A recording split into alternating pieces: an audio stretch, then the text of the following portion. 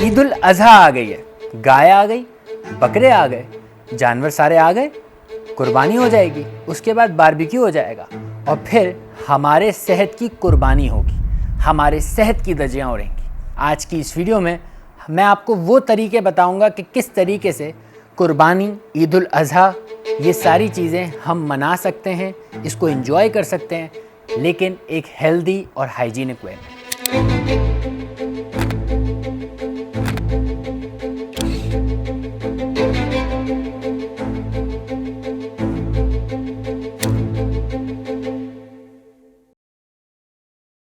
ईद के दिनों में जब आप अपने घर से निकलते हैं तो आपको एक अलग ही समा मिलता है। बच्चे बकरे घुमा रहे हैं, गायें घुमा रहे हैं, कोई जानवर को खाना खिला रहा है, कोई सिर्फ एंजॉय कर रहा है दूर से देख के, कोई जानवर से डर रहा है, बहुत सारी चीज़ें हो रही होती है। और ये एक रौनक है, ये एक फेस्टिवल है जिसको हम सबको सेलिब्रेट करना चाहिए। इसी का एक मज़ा है, इसी का एक लुत्फ़ है और इसी को एंजॉयमेंट कहते हैं, इसी को मनाना कहते हैं, एक फेस्टिवल को सेलिब्रेट करना कहते हैं। लेकिन क्या ही अच्छा हो कि हम इस फेस्टिवल को इस तरह सेलिब्रेट करें कि ईद उल अज़हा के बाद जो हॉस्पिटल, ER, क्लिनिक्स में रश बढ़ जाता है वो ना लगे, लोग बीमार ना हो, लोगों की तबीयत ख़राब ना हो। हम डॉक्टर्स अक्सर ये देखते हैं कि जैसे ही ईद ख़त्म होती है, अस्पतालों में, क्लिनिक्स में अक्सर मरीज़ आना शुरू हो जाते हैं पेट में दर्द के साथ, वॉमिटिंग के साथ, सीने में दर्द के साथ, क्योंकि जाहिर सी बात है कोलेस्ट्रॉल बढ़ जाता है, बहुत सारे लोगों का शुगर लेवल बढ़ जाता है, कोल्ड ड्रिंक्स चल रही हैं, गोश्त चल रहा है, डाइजेस्टिव सिस्टम कितनों का ख़राब हो जाता है। और फिर उनको ठीक करने के लिए कुछ लोग तो एडमिट होते हैं हॉस्पिटल में, कुछ लोग बहुत बहुत बहुत बुरी कंडीशन में भी चले जाते हैं। तो ऐसी कंडीशन में हम ना जाएं, अपनी सेहत का ख्याल रखें, ऐसा कैसे मुमकिन है?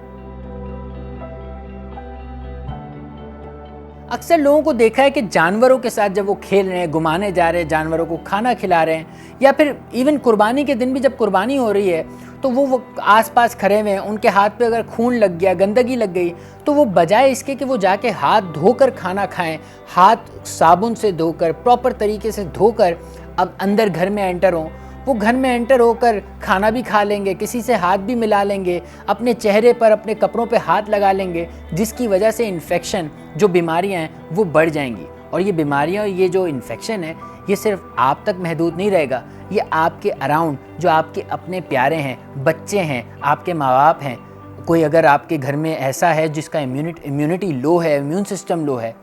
उसके लिए भी इशू हो जाता है और फिर उसको इन्फेक्शन लगने के ज़्यादा चांसेस होते हैं, तो वो और मर्ज़ में मुब्तला हो जाता है। तो कुर्बानी के जानवर के साथ खेलें, इनके साथ एंजॉय करें, उनको प्यार दें, लेकिन साथ ही साथ जब आप उनसे दूर हों, जैसे ही आप उनसे फारिग हो जाएं, आप अपने हाथ प्रॉपर तरीके से धोएं और सिर्फ पानी से ना धोएं बल्कि साबुन से अच्छी तरह से धोएं। हम जब कुर्बानी का जानवर लेने जाते हैं मंडी में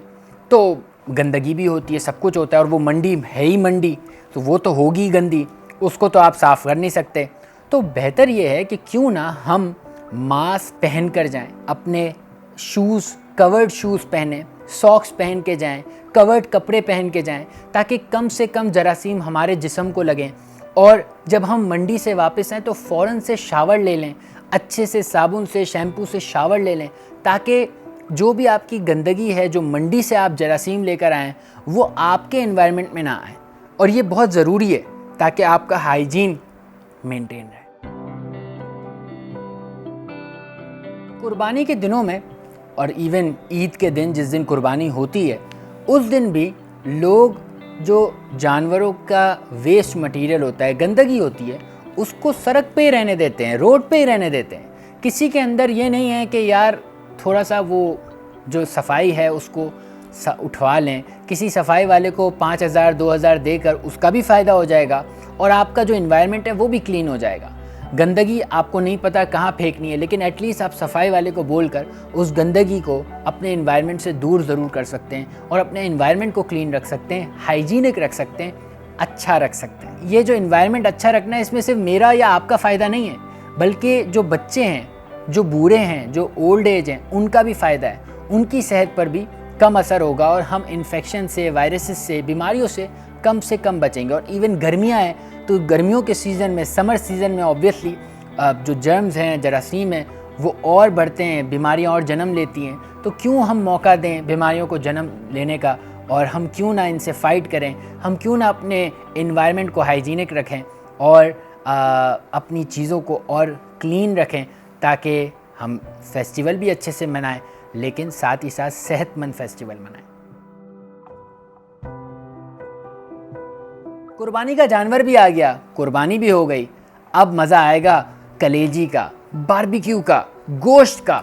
उसको जब हम खाएंगे तो हमें मज़ा आएगा, बहुत टेस्टी होगा, लेकिन साथ ही साथ वो हमारा कोलेस्ट्रॉल बढ़ाएगा, वो हमारी शुगर बढ़ाएगा, हमारी सेहत को इफ़ेक्ट करेगा। मैं ये नहीं कह रहा कि सब ना करें, ऑब्वियसली यही फेस्टिवल है, इसी को हमने एंजॉय करना है, लेकिन क्यों ना हम एक बैलेंस तरीके से एंजॉय करें और साथ ही साथ हम वॉक कर लें। ईद के दिनों में हम ज़्यादा वॉक कर लें, ताकि हमारी वॉक भी जब होगी तो हमारा डाइजेस्टिव सिस्टम, हमारी हेल्थ, हमारा कोलेस्ट्रॉल, बहुत सारी चीज़ें मेंटेन और बैलेंस में रहेंगी।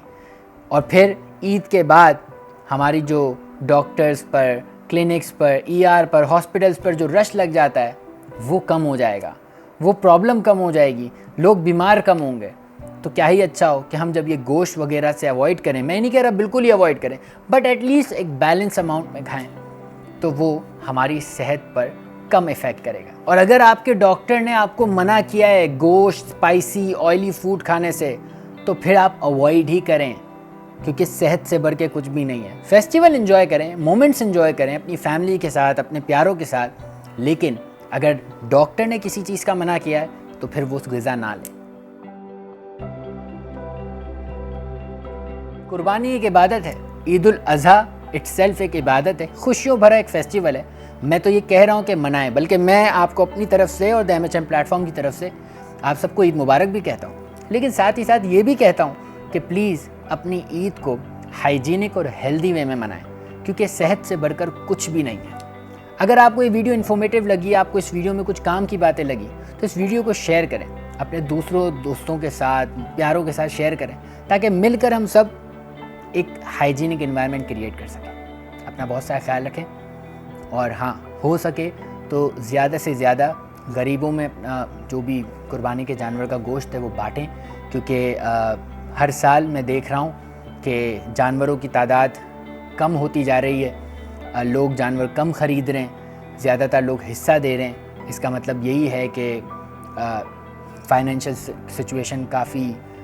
ऊपर नीचे हुई हुई है। तो बेहतर ये है कि क्यों ना हम, अगर हम इतने